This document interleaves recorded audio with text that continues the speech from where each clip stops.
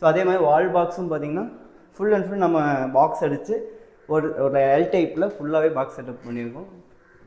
So இந்த aluminium பொறுத்த வரைக்கும் என்னென்னா உங்களுக்கு இன்பில்ட்டாகவே சாஃப்ட் க்ளோஸ் வந்துடும். எல்லாமே சாஃப்ட் க்ளோஸ் தான் உங்களுக்கு. பட்டர்ஃப்ளை இன்ஜஸ் வச்சு நம்ம யூஸ் பண்ணியிருக்கோம். அது போக ரைட் சைடில் பார்த்தீங்கன்னா ஒரு பேண்ட்ரி யூனிட்டு ஃபுல்லாகவே ஸ்டோரேஜ் செட்டப்பில் ஃபுல்லாக நம்ம பாக்ஸ் அடித்து ரேக் செட்டப்ஸில் கொடுத்துருக்கோம். ஸோ இந்த கிச்சன் இன்னும் ஃபினிஷிங் ஆகலை. ஆக்சுவலாக இப்போ தான் நம்ம ரீசெண்டாக தான் நம்ம ஒர்க் கம்ப்ளீட் ஆகிருக்கு.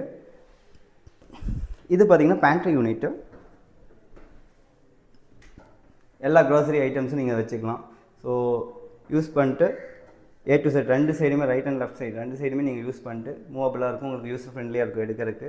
ஸோ இதுலேயுமே பார்த்திங்கன்னா வுட்டில் வர இஷ்யூஸ் எதுவுமே வந்து இதில் வராது. ஃபார் எக்ஸாம்பிள் பார்த்திங்கன்னா இந்த கரையான் பிரச்சனை, அதாவது வாட்டர் இந்த சிங்க்லேருந்து வர்றது, அந்த மாதிரி இந்த ஆயில் பிசு இந்த மாதிரி எந்த இஷ்யூமே இதில் வராது.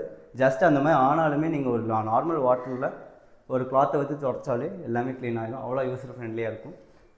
வுட்டில் வந்து இந்த மாதிரி ஒரு அக்ராலிக் ஃபினிஷிங் நீங்கள் போனோன்னா எக்ஸ்ட்ரா காஸ்ட் பே பண்ணணும்.